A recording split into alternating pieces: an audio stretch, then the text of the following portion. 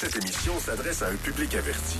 Doc Mayou et José Arsenault. Au réseau Cogeco, vous écoutez Doc Mayou et José. Avec le Doc et José Arsenault. Bonjour tout le monde et bienvenue dans l'émission Le Doc Mayou et José. Bonjour Doc. Madame Arsenault, me permettez-vous de souligner une sortie de Régis Labaume? OK, allez-y. Écoute, il m'a interpellé. Ah, j'ai manqué ça. Il m'a interpellé en référant au gars de Normandin puis l'autre de Matane qui comprend pas trop ce qui se passe à Montréal.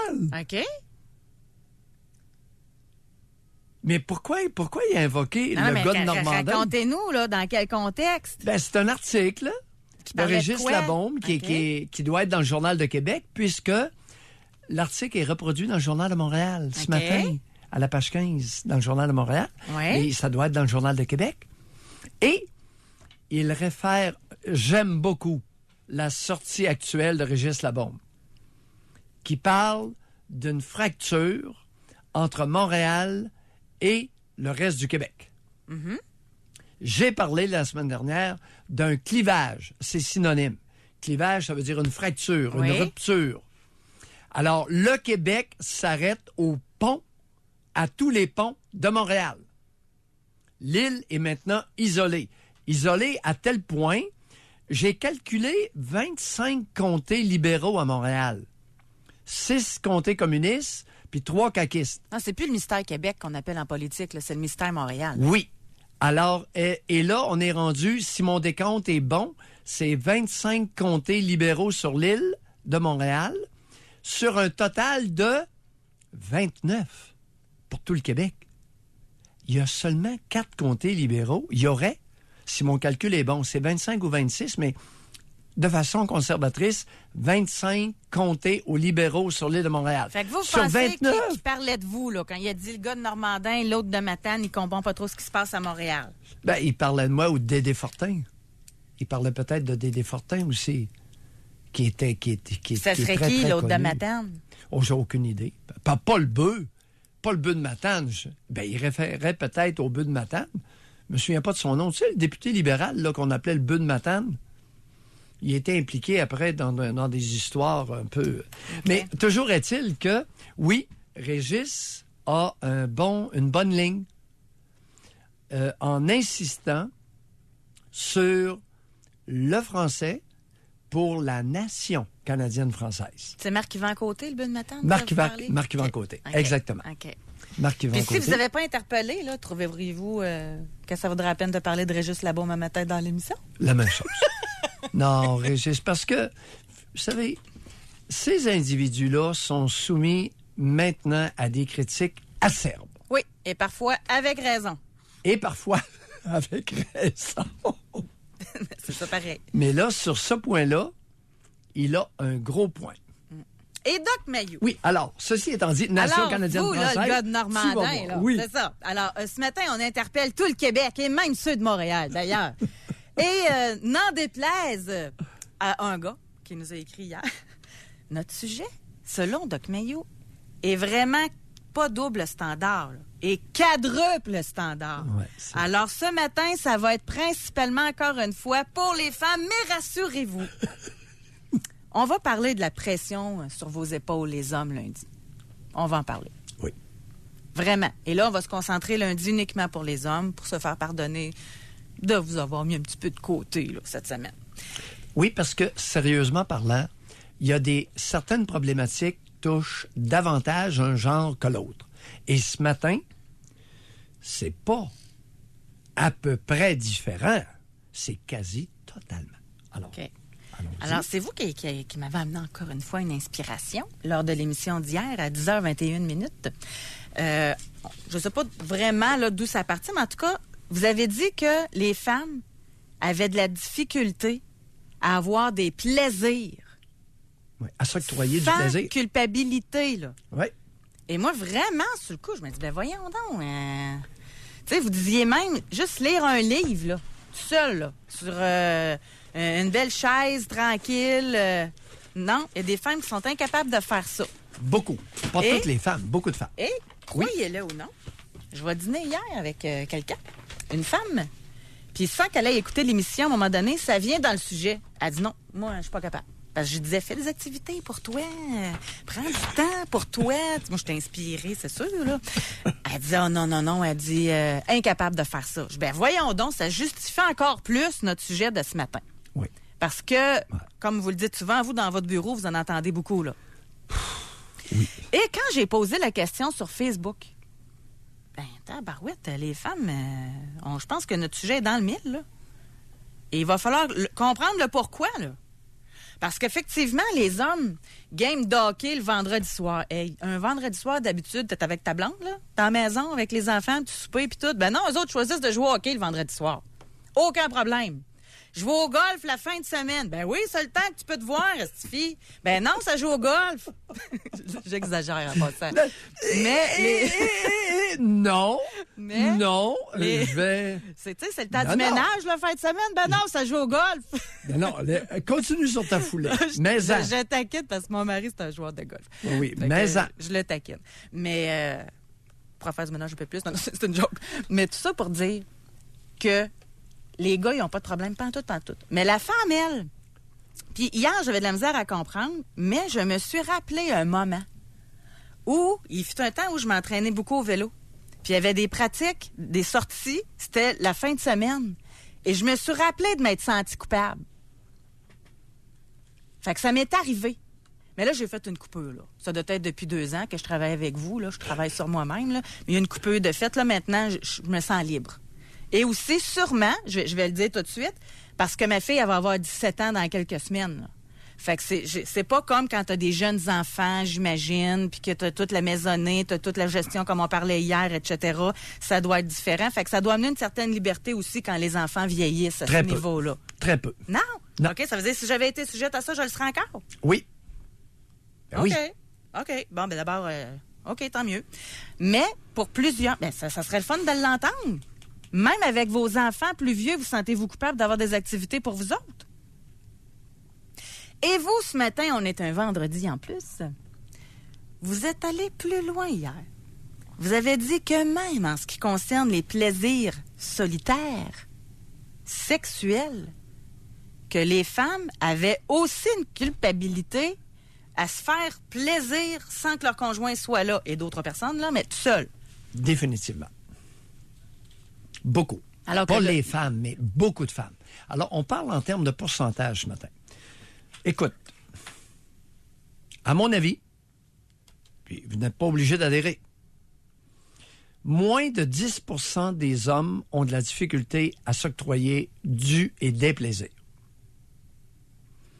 Chez les femmes, je grimperais le chiffre à 80 % des femmes ont de la difficulté à s'octroyer un ou des plaisirs. À tout niveau, là. Et ça vient d'où? Mais c'est à tout niveau, là. C'est autant sexuel que À tout lire niveau. un livre, aller au cinéma avec des amis, aller à un souper avec des amis, À tous les niveaux. activités sportives, À tous les niveaux. suivre des cours de quelque chose. À tous les niveaux. 80 Peut-être que je suis dans le champ. Vous n'êtes pas obligé de me suivre là-dessus, là. Et je l'ai tellement entendu que... Ça viendrait d'où? Je crois que la nation canadienne-française est porteur de différentes tares, dont celle-là.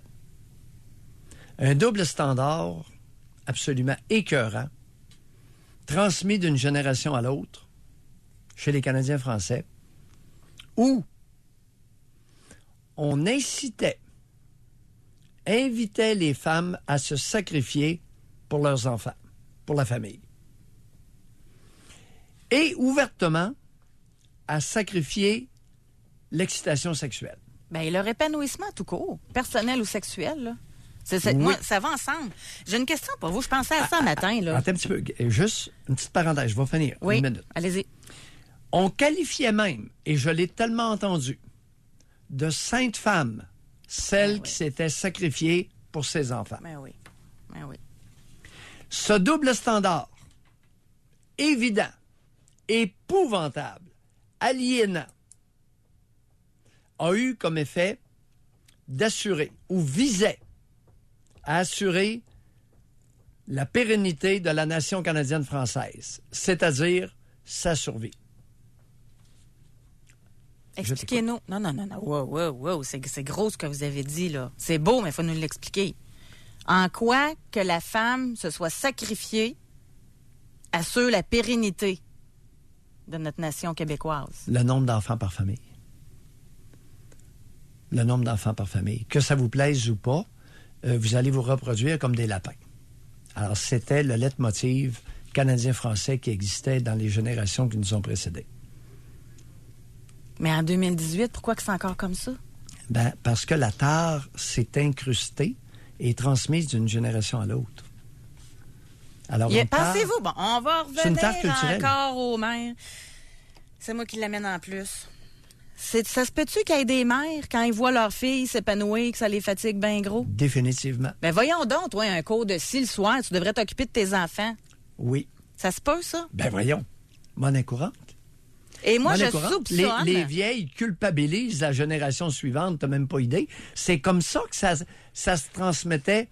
La tare culturelle chez les femmes s'est transmise d'une génération à l'autre en utilisant quoi? La culpabilité et le péché. L'homme, là, moyen équilibré, là, OK? On parle pas là, de jaloux, tout ça. Là. Oui. Il doit aimer mieux ça, avoir une femme épanouie à ses côtés. Non. Non. Écoute, c'est un petit pourcentage d'hommes qui cherchent activement une femme épanouie. Ben non. Voyons, si un homme a besoin d'une femme épanouie. La femme, elle peut bien être poignée, elle est foutue. Si sa mère lui fait des reproches, si son conjoint n'accepte pas non plus puis qu'elle fait sentir coupable... Alors là, tu es en train de planter solide la dynamique qui a existé et qui se transmet encore à notre insu d'une génération à l'autre. Mesdames, on a un rôle incroyable avec nos filles, là. Oui, et ce n'est qu'avec la prise de conscience du mécanisme de transmission et du contenu transmis, prise de conscience qui peut nous en libérer de cette tare culturellement incrustée dans la nation canadienne-française. Maudit! J'ai envie de faire de la politique. Et là, je vois ça. Et là, Doc Mayou. Oui. Ce matin, vous avez décidé de notre question par texto. Et là, encore une fois, je suis très curieuse parce que c'est sûr que si vous avez eu cette idée-là, c'est que vous savez où vous en allez. Mais je ne saurais pas quoi répondre, moi, à cette question-là. Je suis très, très, très honnête, là. C'est quel plaisir vous interdisez-vous? Par culpabilité? Peu importe la raison. Quel est le principal plaisir ou le plus grand plaisir que vous vous interdisez? Vous-même. Mais là, on parle pas à cause de l'argent. Là. On parle de vous-même à vous-même. Là. Non. Parce que moi, ce que je m'empêche, parce que j'ai pas les moyens. C'est une question de vraiment... là. Un plaisir que vous auriez le moyen de vous procurer et que vous refusez. Puis vous pensez qu'il y a des femmes qui savent exactement de quoi vous parlez. Puis qui vont être capables de donner une réponse claire et précise. Qu'est-ce que je viens de mentionner? Je viens de mentionner que c'est la prise de conscience de mécanismes qui opèrent à notre insu qui peut être salvateur, libérateur et épanouissant pour la nation. OK. Alors, 25226, c'est notre texto. Vous savez comment faire maintenant? Vous allez sur votre téléphone, texto, le destinataire, c'est 25226. Et en dessous, dans le message, vous écrivez « femme » aujourd'hui. Femme, âge et quel est le plaisir que vous vous interdisez. Au téléphone, vous êtes les bienvenus. On veut savoir si vous vous sentez coupable de vous procurer du plaisir, quel qu'il soit. On va à la pause. Jusqu'à 11h, au réseau Cogeco. Doc Mayou et José. Et José Arsenault. Avec le Doc et José Arsenault. Aujourd'hui, on veut parler de plaisir personnel. Simple ou moins simple. Êtes-vous capable de vous procurer du plaisir sans culpabilité? Et par texto, quel plaisir vous interdisez-vous? Quel qu'il soit. Je suis très curieuse. Et là, je viens de noter quelque chose. Puis je suis certaine que la femme, elle ne l'a pas écrit dans ce sens-là, OK? Oui. Il y a une femme, elle l'écrit pas souvent, on s'oublie vite. Même pas capable de parler au jeu. Hein, il me semble que ça en dit. Ça m'a frappé, là. On s'oublie vite, mais elle parlait d'elle. Même pas capable de parler au jeu. Écoute, pourquoi? Pourquoi elle utilise le « on » ? Parce que le « je » n'est pas différencié. Le « je » n'a pas été accueilli. Le « je » n'a pas été respecté. Le « je » n'a pas été accompagné. Le « je » n'a pas grandi. Dois-je continuer? Puis je le dis respectueusement, là, pour l'auditrice.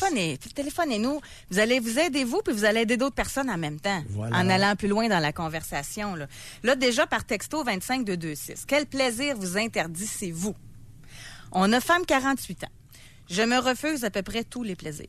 Aucune sortie, pas d'amis de filles, aucune activité. J'existe pour ma fille et mon conjoint. Je dis bien j'existe, car j'en suis bien consciente. Je ne vis pas. Et pourquoi? Là est la question. Pas capable de comprendre le pourquoi. Cette femme-là, madame, 48 ans, vous vous sacrifiez pour votre fille et votre conjoint. Dans le but nous aimerions le savoir. Maintenant, question supplémentaire. Dans quel but croyez-vous que vous vous êtes sacrifié pour un enfant et un tarlat? Expliquez-nous ça. Un enfant, pas 10, pas 12, pas 15. Une fille en plus. Une fille et un tarlat. Ben, vous en parlez d'un tarlat, moi. Lâche-toi. Femme 46 ans. Oui, allons-y. Le plaisir qu'elle s'interdit. L'orgasme. J'ai peur de me faire reprocher d'avoir plus de plaisir que mon mari. Il me le reprocherait ou rirait de moi. Il l'a déjà fait. Je bloque quand l'orgasme est sur le point d'arriver. On va se parler entre adultes, poliment. En faisant attention à nos mots. En faisant attention à nos mots. Il y a plusieurs femmes dans ma pratique de psychiatre et d'analyste qui m'ont révélé que parce qu'elles s'étaient activées sexuellement selon l'ardeur ressentie, le partenaire les avait carrément traitées de ceci. T'es donc bien cochonne. Ce sont les mots exacts que j'ai entendus, minimum 50 fois. Ça revient beaucoup, hein? Ici, je vais le lire tel Oui, quel. on va se parler entre adultes, Mon nom, mais tout en demeurant respectueux des jeunes. Oui, exactement. Ici, je lis tel quel. Bon, mon nom est Lynn, j'ai 64 ans, j'ai toujours eu beaucoup de difficultés à avoir l'orgasme et me masturber. J'ai peur de m'abandonner. Présentement, je consulte une sexologue car je suis avec mon ami partenaire depuis 2 ans. Pas facile à comprendre et faire de l'introspection. Madame, sais-tu qu'est-ce que j'ai entendu dans ma pratique? Non. Qu'est-ce qu'il y a dans le mot que tu viens de prononcer, l'expression « abandonner » ? Oui. Abandonner. Combien de fois j'ai entendu dans ma pratique « je me suis donné à lui ». Mais c'est quoi cette attitude niaise de se donner à un homme? Mais vous avez pris ça où? C'est vrai qu'on entend ça souvent, hein? Je l'ai... On entend ça souvent. Madame, Ben même, pour jouir, on s'abandonne pas. Comment il s'appelle, Francis quelque chose, là, quand on se donne à une femme d'expérience? Hein? C'est une expression connue et utilisée, se donner à l'autre. Je me suis donné à lui, puis regardez, docteur, ce qu'il m'a fait. Non, t'aurais dû te ramasser, prendre possession de ta personne et ensuite partager ton plaisir. Madame, 64 ans, vous ne l'avez pas. Pour jouir, une femme ne doit pas s'abandonner. Mais ce que vous dites là, ça ne concerne pas juste Madame 64, là. Oui, il y en a plein d'autres qui sont comme ça, là. Ben oui. La difficulté à se laisser aller. Non, demandez-vous pourquoi vous vous interdisez de jouir. Et là, ça va vous amener beaucoup plus rapidement sur une piste prometteuse. Hey, appelez une femme, appelez, on va faire du chemin avec vous, là. Ça va aider plein de femmes. Peut-être plus que le sexologue encore, là. Mais c'est vrai, tu sais, quand on y va ensemble, là. Voyons, une femme pense qu'elle va orgasmer en s'abandonnant au partenaire. Aïe, aïe! Non! Non! C'est pas comme ça que ça marche. Le plaisir, c'est ça. Bloqué, interrompu. Il va arriver quoi si vous avez du plaisir? C'est la peur de quoi? Hein, c'est... La culpabilité de quoi? La culpabilité est encore là? Ben voyons. Puis là, c'est rien. Elle pense qu'en s'abandonnant, le partenaire va lui procurer, va l'amener au 7e ciel de l'excitation. Hey, ça marche pas comme ça, là. Il va falloir que tu te fasses aller et que tu te grouilles. On va se dire les vraies choses, là. On n'est pas entre enfants ici, là. Puis même si les enfants nous écoutent, je pense que le propos est pas trop explicite. Ici, on a femme 38. Je m'interdis à peu près toute forme de sortie car je me sens coupable de laisser les enfants et d'imposer mes sorties à mon chum. Bon, madame, vos enfants, vous en avez combien? Et ils sont rendus à quel âge? Tu vas voir la trappe. Ben, à 38 ans, là, il me semble que c'est jeune pour... Et elle dit, quand je sors, je ne m'amuse pas parce que j'ai la tête à la maison et je me dépêche de rentrer pour donner un break à mon mari. Je ne sais pas pourquoi je fais ça, que je me sens comme ça, car mes enfants ont un très bon papa qu'ils adorent et souvent les enfants sont même contents d'être seuls avec lui. J'ai l'impression qu'ils ne sont en sécurité qu'avec moi et je sais que je passe à côté d'une partie de ma vie et ça a amené des frustrations, mais je suis incapable de ne pas m'en vouloir quand je prends du temps pour moi. Ça vient d'où? Alors, remontons aux permissions de sortir octroyées par ces éminences qui étaient vos parents. Qui était l'éminence grise? Le parent dominant qui gérait le trafic des sorties. Les commentaires concernant vos sorties, les commentaires concernant vos amis, les commentaires concernant vos activités. On va être légèrement aidant. On va Puis même en vieillissant, les pères, regardez, femme 52, je m'interdis de tout vendre mes propriétés, de ne plus travailler et voyager à vélo à l'année, ne voulant pas abandonner mon vieux père. Oh! C'est une coïncidence. Je suis la seule fille de la famille. Je veux pas abandonner papa. C'est triste à mourir. Moi, si j'étais vous à 52 ans, là, je ferais plus rien pour pas l'abandonner. Puis c'est rien, il va mourir. José, papa va mourir. On s'en va où? Vous aurez compris que j'étais très sarcastique. Et c'est pas drôle du tout. Des femmes prises dans ce... Il va y en avoir de plus en plus. José, mouvance importante, avec la diminution du nombre d'enfants par famille. Ouais. Je vais terminer avant d'aller à la pause, là. Le plaisir que je me prive, un homme dans ma vie. Le pourquoi, c'est que je ne veux plus souffrir depuis la mort de mon conjoint et comme ça, je me prive d'avoir des enfants et c'est correct comme ça. Oh, énigmatique. Depuis Elle doit la être mort. assez jeune, en tout cas, assez jeune pour avoir des enfants, là. Ouh, la mort du conjoint, c'est pas bien passé.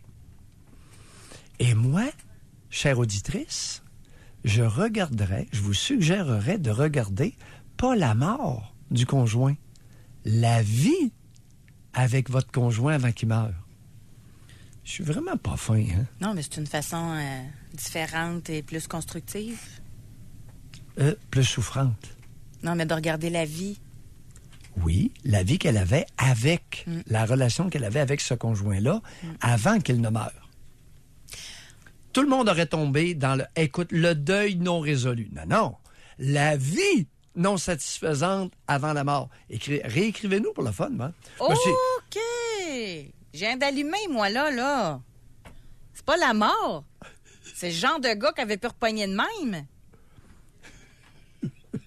José. Hey, réécrivez-nous, là. Réécrivez-nous, parce que c'est gros, là, ce que Doc Mayou vient de dire. Mais c'est sûr qu'il faut l'assumer aussi avant de l'écrire, là, puis le réaliser. OK, on va à la pause. Réservez votre circuit téléphonique.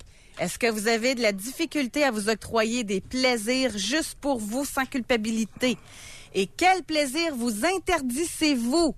Par texto au 25226. Doc Mayou et José Arsenault. Avec le Doc et José Arsenault. Au réseau Cogeco. Incroyable. Avant la pause, à notre sujet, est-ce que vous avez de la difficulté à vous octroyer des plaisirs juste pour vous? Et par texto, quel plaisir vous interdisez-vous? On a une dame qui nous a écrit « Le plaisir que je me prive, un homme dans ma vie. Le pourquoi, c'est que je ne veux plus souffrir depuis la mort de mon conjoint. Et comme ça, je me prive d'avoir des enfants et c'est correct comme ça. » Vous avez dit que c'est peut-être pas l'histoire du deuil non résolu, etc. Interrogez-vous sur la vie que vous aviez avec votre conjoint avant sa mort. Elle de nous répondre « J'ai vécu un enfer avec cet homme. À la fin, et lui avait des enfants qui m'ont traité comme une vidange. Et ça m'a ôté le goût d'avoir des enfants. » C'est ce qui s'appelle avoir mis le doigt sur le bobo. Bon. Avis à toutes les intervenantes. S'il vous plaît, avant de toujours vous rabattre sur une souffrance après décès, sur le deuil non résolu, regardez et invitez votre cliente à regarder la vie qu'elle avait avant la mort de cet individu-là. Parce qu'il y a une espèce de réflexe d'intervenante où il y a une souffrance après la mort. On attribue ça à la privation objectale, c'est-à-dire à la disparition de l'individu, de l'être supposément aimé. Mais c'est souvent pas le cas. Et là, vous vous embarquez avec cette cliente-là dans une histoire de deuil non résolu. Non! Puis spontanément, cette femme-là, si vous n'ouvrez pas, si vous ne l'accueillez pas dans son histoire pré-décès du conjoint, vous allez rater le bateau. Alors, c'est une belle occasion d'illustrer un point extrêmement important. Moi, j'ai un message à passer ce matin. Parce que je suis en train de lire plein de courriels et de textos là, qui ressemblent beaucoup à Femme 29 ans. Oui. Je m'empêche de faire des sorties entre copines parce que mon mari me le fait payer en me critiquant et en me faisant des accusations délirantes que je couche avec n'importe qui et que mes copines ne lui diront jamais. Puis on en a d'autres, là. Je pourrais continuer d'en faire. Il y en a une femme de 51 ans. Je m'interdisais des sorties car mon ex-mari était possessif. Il vérifiait même le kilométrage de mon véhicule. Mais maintenant, c'est terminé. Tu sais, souvent, là, à lire, là, je suis en état de stupéfaction à lire le nombre de femmes qui se privent de plaisir par culpabilité. Moi, je m'attendais pas à ça autant. On laisse la place aux femmes ce matin, mais j'espère que les hommes, vous êtes à l'écoute, par exemple. Oh oui, soit sans crainte, ils le sont tous. Non, mais qui écoutent vraiment. Oui. Puis qui prennent des notes. Bon. Et je n'ai pas fini mon point. Quand les messieurs là, chialent souvent que la libido de madame n'est pas la même que la leur, là, écoutez l'émission. Vous allez peut-être comprendre des affaires. J'imagine qu'une femme qui se prive de plaisir à répétition pendant de nombreuses années, que ça doit affecter un peu d'autres sphères de sa vie. Je vais aller plus loin. Femme, 29 ans. Votre mari vous abreuve de reproches, vous fait payer cher les sorties que vous faites avec vos amis. Il est très insécure, il est mort de peur. Et il a raison d'être mort de peur. Allez-y. Il a raison. Mais il a raison. Pourquoi il a raison? Vous la connaissez pas, la femme? Par son attitude, il est en train de mettre la table à son expulsion. OK, je comprends. Madame, 29 ans, vous n'avez pas idée du nombre de femmes qui s'apprêtent à flocher un partenaire comme celui que vous avez. Alors, ces hommes-là, qui sont porteurs de tares psychologiques importantes, ont raison d'être extrêmement craintifs des sorties de la conjointe, de son émancipation et de son épanouissement. Lorsque tu m'as posé la question tout à l'heure, « Ouais, mais les hommes, ils aiment ça avoir une femme épanouie. » Non, la majorité des hommes veulent rien savoir d'une femme épanouie. Imagine-toi donc. Hey, ça pourrait être ça notre question pour les hommes lundi en passant? Je dis ça de même. Hein? Je sais pas si vous appeler pour ça. On va aller parler avec Lynn. Bonjour et bienvenue dans l'émission, Lynn. Bonjour, madame. Lynn. Oui, bonjour. Oui, on vous écoute. Allez-y.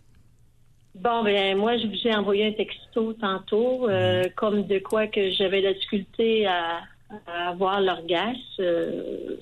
Depuis, en fin de compte, je pourrais dire, tout le long de mon parcours de vie sexuelle.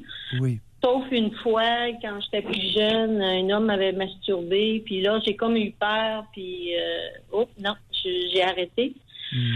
Mais c'est moi qui a décidé de consulter une sexologue pour mieux voir clair dans ce que je vis. Oui. Et qu'avez-vous découvert avec la sexologue? Ben là, je débute. Ça fait la 3e rencontre. OK. Mais j'ai fait un cheminement personnel. Tu sais, avec mon partenaire, j'ai pris conscience que c'était moi la responsable. Tu sais, souvent, je m'attendais que je trouverais un homme qui m'aiderait à ce niveau-là. Tu sais, je remettais la responsabilité chez mon partenaire, mais en fin de compte... qui vous aiderait? Aucun rapport. Qui vous aiderait non. À quoi? Ah. Continuez votre réflexion. Qui vous aiderait à quoi? Vous avez toujours rêvé d'avoir un partenaire qui vous aiderait à... Mais vous n'avez pas dit à quoi? À jouer, à obtenir l'orgasme. C'est ça, à me laisser aller. Ah oui?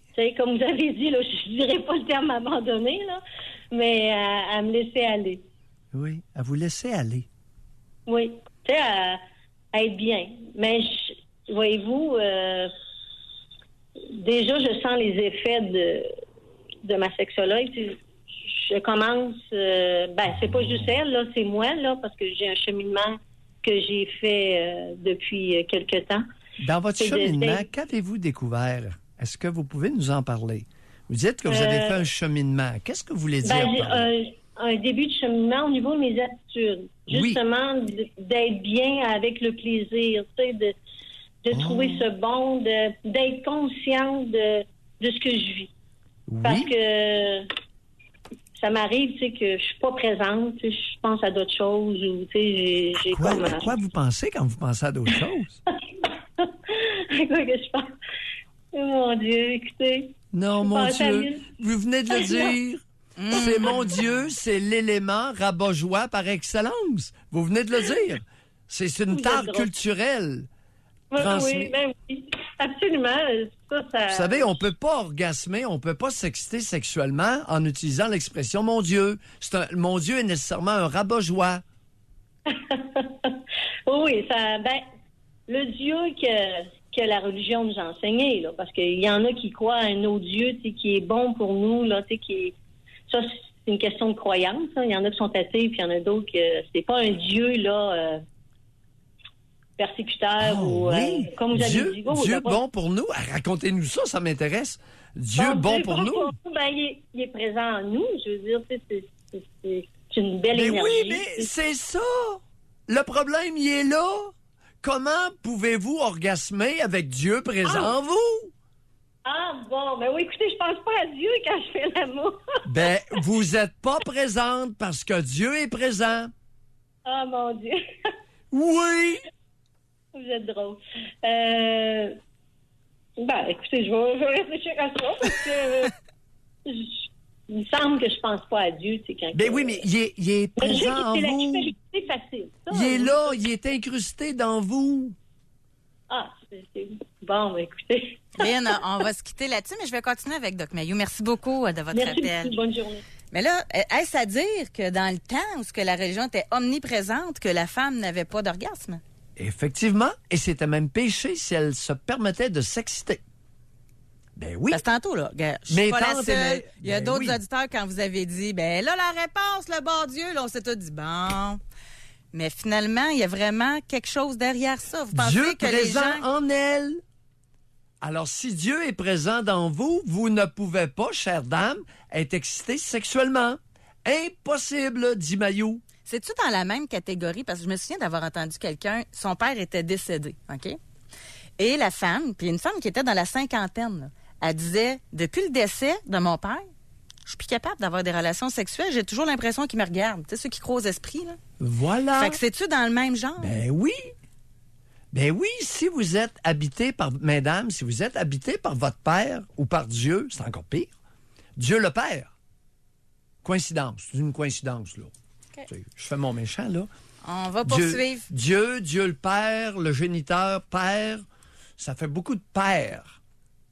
Donc, pas de plaisir sexuel. OK. On poursuit. Blocage. On va parler avec Julie. Bonjour et bienvenue dans l'émission, Julie.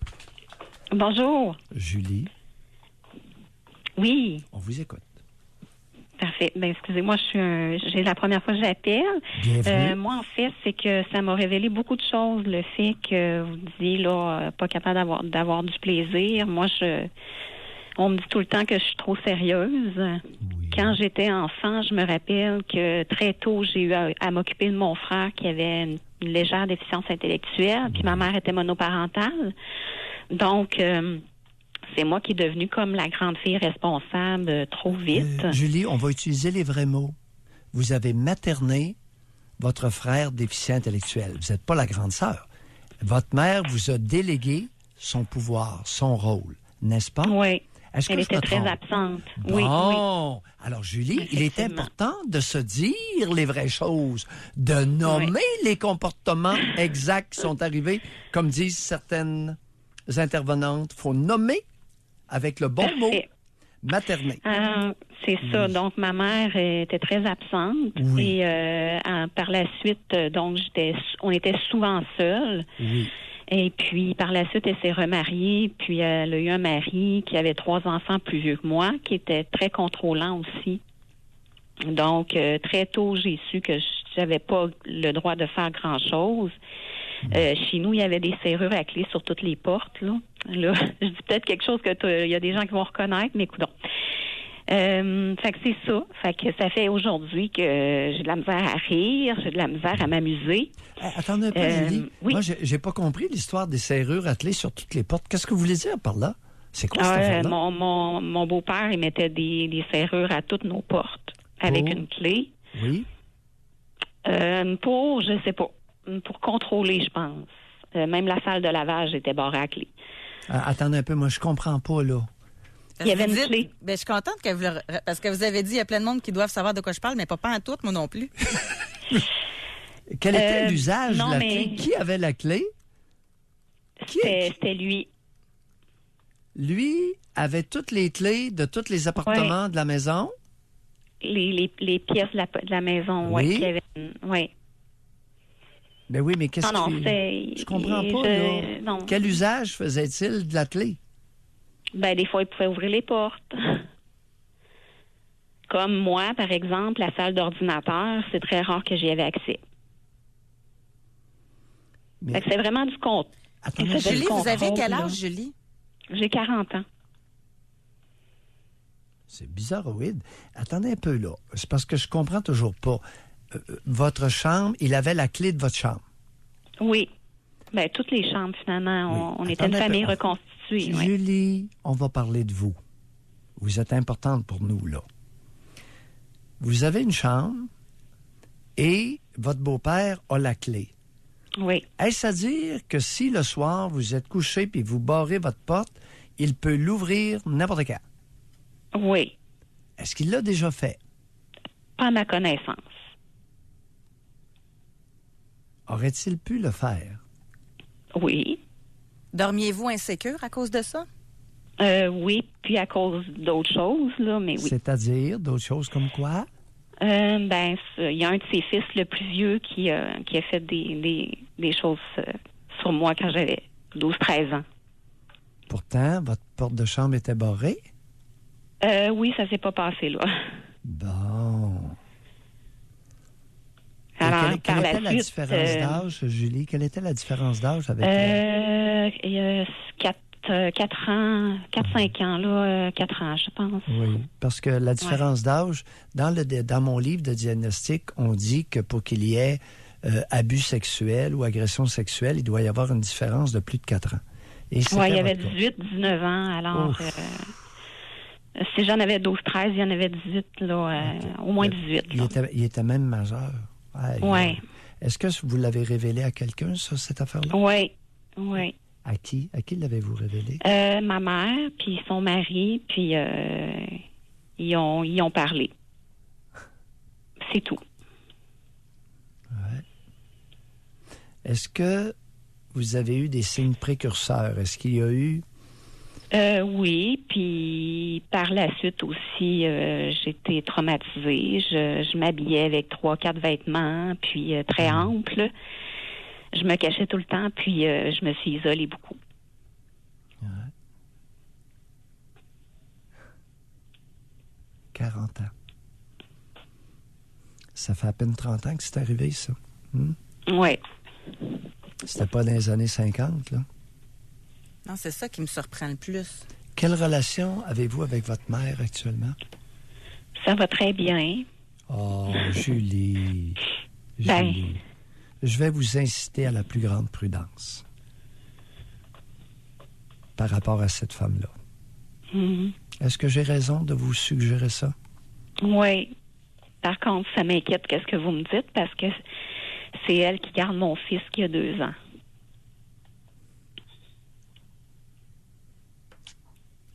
Est-ce que son conjoint est là?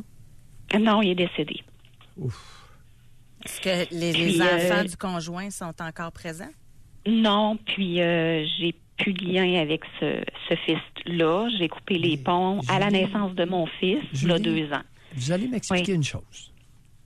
Comment pouvez-vous faire confiance à cette femme-là avec votre bébé de 2 ans, un bébé de 2 ans, une femme qui ne s'est pas occupée de vous lorsque vous étiez jeune et qui vous a recyclé en mère de votre frère déficient intellectuel? Expliquez-nous ça. J'ai pas d'explication. Plus je vous écoute, plus ça me fait faire une réflexion là-dessus. Pour l'instant, j'ai une place en garderie à temps partiel. Alors, c'est pour ça que les autres journées sont comblées par ma mère. C'est ça. C'est pas une mauvaise personne, mais je pense qu'elle a été absente et elle a fermé les yeux. Moi, je suis curieuse d'une chose. Elle lui a parlé à votre demi-frère, on va l'appeler comme ça, là. Mais y es-tu resté dans le décor suite à ça? Il est resté à la maison. Moi, j'ai dû quitter la maison à 16 ans et lui, il a fait des belles études. Puis votre demi-frère, suite à cet événement-là, vous êtes resté dans la même maison pendant combien de temps? 4 ans. Je suis partie à 16 ans, fait que à peu près au moins 3 ans. Là. J'ai plus la notion du temps, là, mais... Je devrais pas faire ça, là, mais je vais quand même la pousser, la question. Là. Vous en avez pas voulu à votre mère d'avoir gardé cet homme-là dans la maison? Énormément. Non, ça a été une période... Julie, je vous crois pas. Le énormément, rephrasez-nous ça. Non, je vous crois pas. À cette période-là, j'ai eu beaucoup de colère. Je me suis révoltée beaucoup. Qu'avez-vous fait comme signe de révolte et de colère? À part dire Moses, là. Ah, ben non, j'ai brisé des choses. Comme quoi? Qu'avez-vous brisé? Des télécommandes. Vous avez tiré la télécommande à terre. Oui. Aïe, aïe, aïe, aïe, aïe, aïe, aïe! Quel signe de colère et de révolte! Face à votre mère, avez-vous eu de la colère? Beaucoup, beaucoup, beaucoup. Julie. Oui. On s'est parlé souvent. Elle devait... En tout cas, elle devait faire plein de choses, mais... Julie, beaucoup, beaucoup, beaucoup de colère. C'est un gros mensonge que vous faites à vous-même. C'est pas vrai. Ou je suis pas capable de oui, de... Pardon? Autant que je suis pas capable d'avoir du plaisir, je suis pas capable d'exprimer ma colère. Exactement. Tout est refoulé. Oui. On ne se raconte plus jamais de mensonges de cet ordre-là. Ce n'est pas dans votre intérêt. Vous êtes une bonne personne. Et vous pouvez avoir le droit de vous fâcher pour vrai. Il est dangereux pour une femme de se faire croire qu'elle était fâchée, en colère et s'est révoltée alors qu'elle a garoché une télécommande par terre. OK? Et en terminant, Julie, j'ai une autre question. Oui. Le père de votre enfant, vous êtes encore ensemble? Ah oui. Qu'est-ce qu'il pense de cette situation-là que votre enfant aille chez votre mère? Il est tout à fait d'accord. Ma mère est super gentille. Elle habite seule maintenant. C'est vraiment une maman gâteau. Julie, C'est vrai. ce n'est pas une maman gâteau. Elle n'est pas maternelle. Votre fils n'a pas besoin, votre fils qui est un bébé n'a pas besoin d'une maman gâteau. Il a besoin d'une femme maternelle. Et elle ne l'est pas. N'est-ce pas? Est-ce que je me trompe? Oui. Peut-être qu'elle l'est avec les enfants des autres. OK, on va se quitter Vous là-dessus, allez la Julie. défendre jusqu'à la mort. Ouais. Merci de votre appel. Merci beaucoup. Merci. Merci beaucoup. Au Oui, revoir. on continue, on lâche pas. La réflexion est amorcée. Le mensonge à soi. Oh! On a pris du retard, mais ça valait vraiment la peine de le faire. On va aller à la pause. Au retour, réservez votre circuit téléphonique. Vous voyez comment on peut avancer, hein? Est-ce que... Doc, OK, c'est beau. Doc Mayou et José Arsenault. Avec le Doc et José Arsenault. Au réseau Cogeco. Aujourd'hui, dans l'émission, on veut savoir quel plaisir vous vous interdissez. Pour toutes sortes de raisons. Et au téléphone également, est-ce que vous avez de la difficulté à vous octroyer du plaisir personnel, là, qui n'inclut personne d'autre que vous, là? Mais il faut avoir du plaisir avec d'autres personnes, mais ça n'inclut pas votre conjoint, ça n'inclut pas vos enfants, juste vous. Je vais juste vous lire quelque chose, Doc. Femme, 57 ans. Lors d'un party d'entreprise, le conjoint d'une collègue a fait le clown toute la soirée. J'ai ri toute la soirée. Quelques jours après, je perdais un fils. Plusieurs mois après, je suis de retour au travail. Je croise cette collègue et elle me met sur le nez que d'avoir tellement ri n'avait pas été payant pour moi. Alors, les parties finis pour moi, j'ai trop peur qu'il m'arrive un autre malheur. Bon, qu'est-ce qui s'est passé, Madame 57 ans? Quelle est la motivation de votre collègue à vous culpabiliser d'avoir ri? Elle a vu ce qui s'est passé. Vous avez ri parce qu'il y a un individu qui a fait le clown. L'individu qui a fait le clown vous a trouvé très intéressante de rire de ses niaiseries. Donc, c'est créé un lien. Et cette collègue-là en a été témoin. Nul besoin d'épiloguer davantage. C'est spécial, le jugement des autres, hein, puis comment que ça peut être méchant. Et motivée. Elle a vu que cette femme-là a vu qu'il y a un homme qui a fait rire une femme. Et, José, il y a une réalité qui est très particulière. Une femme qui rit suite aux propos ou au comportement d'un homme est une femme à moitié séduite. J'ai bien dit à demi séduite. Ce qui n'est pas vrai. Une femme qui fait le clown, qui fait rire un homme, là, il n'y a pas de séduction là. Mm. Il y a plein de doubles standards de cette nature-là. Mm. Alors, et il y a des hommes qui le savent. À partir du moment... C'est quoi la qualité requise pour en séduction? La femme a dit toujours, « Je cherche quelqu'un qui me fait rire. » Oui. Souvent. Souvent. Donc, ici, on a femme 36 ans. Depuis la naissance de mes 3 enfants, j'ai beaucoup de difficultés à apprécier la sexualité, ce qui est à l'opposé d'avant. On dirait que je me vois comme une maman et j'ai de la difficulté à me permettre ce plaisir avec mon mari, le père des 3. Non. Bouillie pour les chats. C'est pas ça qui se passe du tout. Je me vois comme une maman. Ben oui, vous êtes mère. Vous êtes la génitrice de 3 enfants. Le problème n'est pas là. Le problème est dans maman. Votre maman. Possiblement. Pouvez-vous élaborer? Maman, le cerveau fonctionne d'une drôle de façon. OK? Le mot « maman » a une réverbération inconsciente. Ma maman. Je suis mère, ma mère. Le cerveau fait des associations. Ah, OK. À l'insu de son propriétaire. Quelqu'un, juste dans le vocabulaire, là?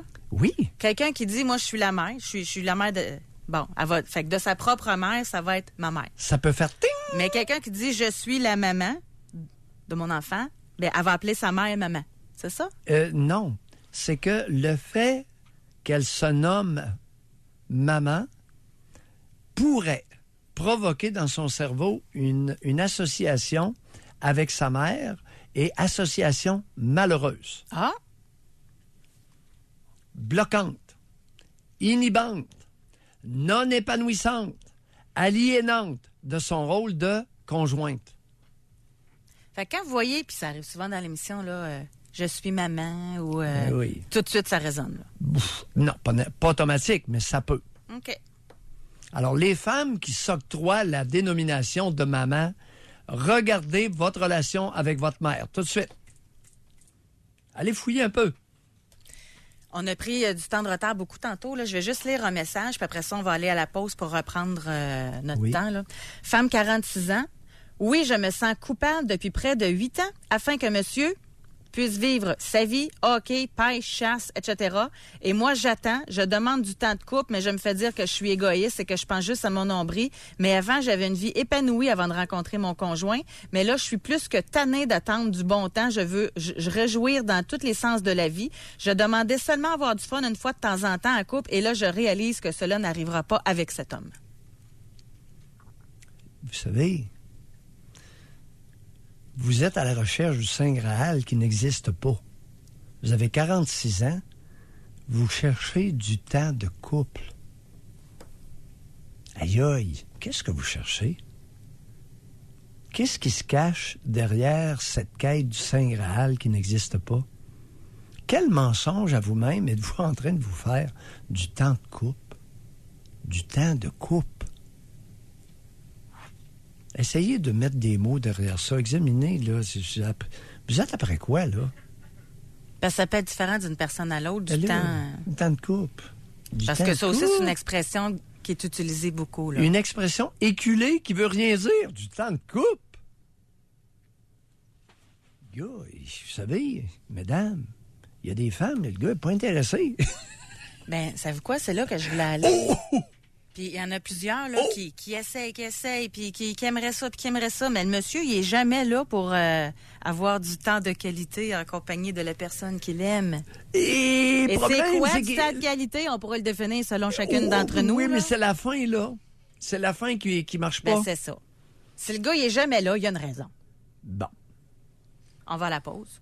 Réservez votre circuit téléphonique. Mais non, mais c'est vrai, c'est logique, hein? Quand tu es de l'extérieur, tu le vois. Mais quand tu es dans l'intérieur, quand tu le vis, c'est dur des fois. Mais vu de l'extérieur, s'il n'est pas là puis il veut pas être avec vous, il y a une raison. Bon. Elle s'appelle Jocelyne. Non. Il a ses raisons. On va à la pause. Mayou et José. Avec Doc Mayou et José Arsenault. Au réseau Cogeco. Quel plaisir avez-vous de la difficulté à vous octroyer? En passant, je m'excuse vraiment. Je dis depuis tantôt, vous interdisez-vous. Il y a un auditeur qui m'a dit, c'est interdisez-vous. Alors voilà, la correction est faite. Alors, tant merci à ceux qui m'ont compris quand même, mais le mot est corrigé. On veut comprendre pourquoi. C'est ça l'important. Là. Pourquoi vous ne vous octroyez pas de plaisir? Ici, femme, 40 ans. J'ai un blocage sexuel. Je pense que c'est parce que j'ai trop entendu ma mère faire l'amour avec mon père quand j'étais jeune. On rephrase. Vous avez trop entendu votre père copuler votre mère lorsque vous étiez jeune. Ah oui? C'est vraiment... Ben oui. Ben oui.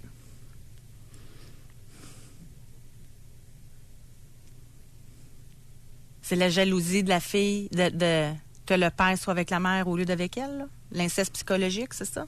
Pourrait. Hypothèse. Ici, on a femme 35 ans. Je me sens coupable de m'asseoir, relaxer en présence de d'autres personnes, incluant mes enfants. C'est certainement en lien avec mes parents qui me culpabilisaient lorsque j'étais jeune si la maison ne brillait pas avant d'avoir des loisirs. Et incapable d'avoir d'orgasme avec un partenaire, mais aucun problème en me masturbant. Très fréquent. Alors, épidémique, femme 35 ans, vous êtes représentative d'un gros pourcentage de femmes au Québec. Sur la dernière partie ou la première partie? Toutes, au complet. Fait que c'est pas la seule à, toute seule, aucun problème à avoir une activité sexuelle, mais avec un homme, non. Oui. Et c'est pas nécessairement... Vois-tu, il peut y avoir 2-3 raisons bien refoulées qui sont responsables du comportement actuel. S'asseoir et relaxer, s'octroyer des loisirs et l'excitation sexuelle. Alors là, si on commence à gratter, on va probablement impliquer les deux parents. Hey, vous dire de quoi? Si l'émission est réhabilitée au point de vue des sujets d'ordre sexuel, celle-là, il faudra le faire, là, parce qu'il y en a une autre, femme 38 ans, toujours empêchée d'avoir d'orgasme avec partenaire, mais pas de problème à en avoir seule. On en a quelques-unes des femmes qui ont écrit ça. Là. Épidémique au Québec. Épidémique au Québec. Et on n'a pas le droit d'en parler? Parce qu'on a un organisme qui nous surveille et des trolls qui écoutent l'émission? Doc, on va à la pause, mais juste avant, ici, on n'avancera pas trop vite avec nos trolls, hein? On a femme 36 ans. Oui. Elle dit, c'est mon conjoint qui me fait sentir coupable. On est rendu à que je dois presque lui demander la permission pour faire des sorties, même du bénévolat. Tabarouette, juste 36 ans, madame, qu'est-ce que vous faites, là? Ça va être quoi, rendu à 65? Non, ça va être moins pire. Ça pourrait être moins pire. Parce que là, elle est toute fraîche et séductrice, séduisante. Et... Elle est belle. OK, parce que vous pensez qu'en vieillissant, les femmes, on est moins belles, là? Un patinet. En vieillissant, il y a de très belles femmes, vous saurez. Josée, oui? Il y a des fleurs qui flétrissent rapidement et d'autres qui conservent leur panache, même une fois séchées. On va aller à la pause. Doc Mayou et José Arsenault. Le Doc Mayou et José, c'est le Doc et José. Au réseau Cogeco. Je vais vous lire un texto que nous avons reçu. Puis j'ai de la misère à comprendre, puis pour vous, c'est évident, vous m'avez dit. Mais je connais pas votre point de vue, là, parce qu'on est ici. Je suis une femme de 44 ans. J'ai une fréquentation avec un homme de Montréal et je suis à Québec. Relation toxique avec un alcoolique, cherche à m'en sortir. Moi, qui n'ai pas psychiatre, je me dis, voyons, il n'y a pas d'enfant en jeu, il n'y a pas de maison en jeu, il n'y a pas de biens à séparer, il n'y a pas... tu prends le téléphone, puis c'est bye.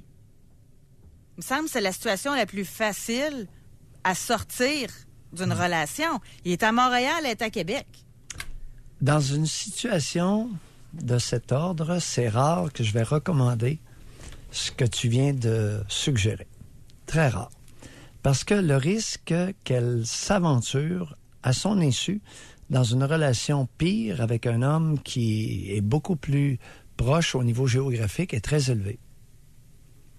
Alors, les risques que cette femme-là de 44 ans s'implique dans une relation beaucoup plus toxique est élevé. OK, fait que c'est aussi bien que ce soit à distance. Oui, et que qu'elle vous entreprenne... soupçonnez la femme de ne pas être assez forte pour... non, c'est pas qu'elle n'est pas assez forte, c'est que le problème sous-jacent est colossal. Alors, c'est une femme qui a un problème, je ne sais pas trop de quel ordre, qui a un problème majeur, très important, qu'il est urgent d'adresser au lieu de mettre fin à la relation. Alors, tant que cette relation-là, d'apparence toxique, va perdurer, elle va blâmer cette relation-là. Et si elle perd cette relation-là, elle risque d'en entreprendre une nettement pire pour elle. Mais c'était capable de s'abstenir pendant un bout de temps, le temps qu'elle fasse un cheminement? Non. C'est le genre qui va retomber tout de suite dans les bras de quelqu'un d'autre, selon vous? Et ça pourrait être nettement pire, plus dangereux pour elle. OK. Alors, c'est dans l'introspection, qu'est-ce qui se passe? Quel problème est sous cette incapacité à choisir un partenaire qui lui convient? Choisir un partenaire qui me convient. Alors, c'est évident que ce partenaire-là ne lui convient pas. Mais c'est le partenaire qu'elle a choisi et avec qui elle maintient une relation. Pourquoi? Pourquoi le choix et pourquoi le maintien? Et c'est là que nous allons découvrir toutes sortes de raisons sous-jacentes. On a ici, femme 26 ans, mère de 2 et belle-mère de 2 autres. Je m'empêche de tout faire s'il n'est pas là. Pourtant, il me laisse libre comme l'air. Quand je sors, je m'en veux et j'angoisse. Et il me satisfait pleinement dans tous les sens du terme. Madame, le même commentaire que sur la précédente. Est-ce que vous angoissiez avant d'avoir des enfants? Vous avez eu des enfants tellement jeunes que vous n'avez peut-être pas eu le temps de réaliser que vous angoissiez. Et en approche introspective, rapidement, on va découvrir que l'angoisse est reliée à des expériences personnelles vécues pendant l'enfance. Parce qu'elle nous dit, j'ai rien dans le présent pour expliquer mon comportement. Donc, on se retourne et on regarde derrière. Il y en a qui sont tellement mal pognés. Là. Oui. Ça n'a pas de bon sens. On a femme 49 ans. Elle dit, quand ma mère était vivante, j'allais à l'occasion voir des spectacles de musique. Mon chum soupçonnait que j'avais du désir pour les chanteurs. Hey, faut-tu être jaloux ou insécure, là, comme vous dites? C'est incroyable, là, quand c'est rendu que tu soupçonnes ta femme d'aller voir un spectacle parce qu'elle pourrait avoir du désir pour le chanteur. Alors, à cet homme, je dirais ceci. Cher ami, est-ce que vous pourriez regarder votre capacité et incapacité à convoiter sexuellement? Autrement dit, regardez-vous. Êtes-vous capable de convoiter une femme ou êtes-vous incapable de convoiter une femme avec justesse? Il faut se regarder avant, c'est ça. Oui. Alors, c'est clair que cet homme-là a des problèmes. Ben oui, j'espère que... Oui. Et elle d'accepter ça. On a femme 33 ans, 2 enfants de moins de 5 ans. Je m'octroie très peu de plaisir, me sens coupable de m'amuser quand mes enfants ne sont pas là. Dans ma jeunesse, ma mère m'empêchait beaucoup de sorties avec amis et amoureux. Elle était très autoritaire et parfois peu chaleureuse. Est-ce un lien avec ma difficulté d'avoir du plaisir? Intéressant comme question, n'est-ce pas, chère auditrice? Une mère très autoritaire? Ben oui, mais... José, on fait la promotion. Les mères doivent être autoritaires avec leurs filles pour les dompter, les habituer à s'agenouiller devant l'autorité. Mais on s'en va où si on ne respecte plus l'autorité, cher José? Combien y a-t-il de femmes qui se targuent et d'hommes qui se targuent de leur autorité sur les enfants au Québec? Vous êtes majoritaire, mais vous êtes dans le champ. Fait que le lien... Ben oui. Ben oui. Ici, femme 55, je me sens coupable de ne pas avoir envie de voir mes enfants et petits-enfants plus régulièrement. Oh! Oh! Intéressant comme culpabilité. C'est-tu rare, ça, ou c'est la seule qui ose le dire à haute voix? Oui, oui, c'est, écoute... Hey, c'est tabou en tabarouette, ça, là. Avouez, écoute, on n'a pas ça au téléphone, là. On n'aura pas ça au téléphone, parce qu'elle va être reconnue. Ah non, ça n'a jamais été fait. Hey, c'est Texto? apprendre des notes. Notre mine de diamants, le texto anonyme. Mais là, vous lui dites qu'elle n'est pas la seule, c'est ça? Hey, c'est rare qu'on entend quelqu'un dire ça. José, elle a ses raisons. Et elle a peut-être des bonnes raisons. Et je lui suggérerais de regarder 2 choses. Son lien maternel et le rôle que jouait le père dans la piaule. Il y a des pères qui noyautent les enfants contre la mère. Il y a des pères, surtout Nouvelle Vague, qui tassent allègrement les mères.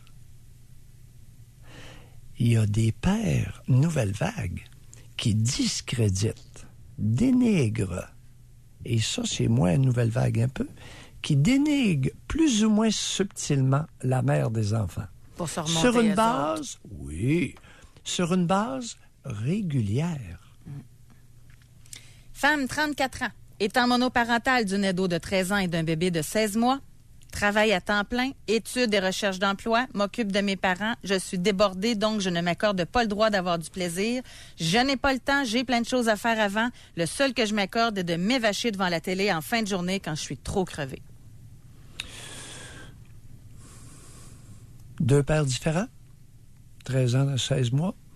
2 géniteurs différents, pas de conjoint. Et elle s'occupe de ses parents.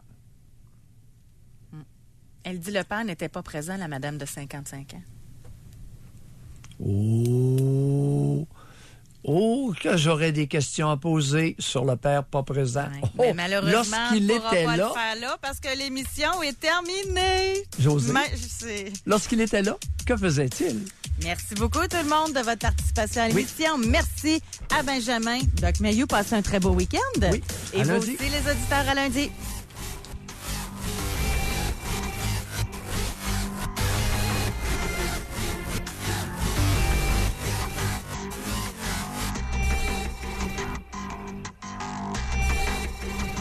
Doc Mayou et José. Soyez là lundi, 9h30, pour une autre édition du Doc Mayou et José. Au réseau Cogeco.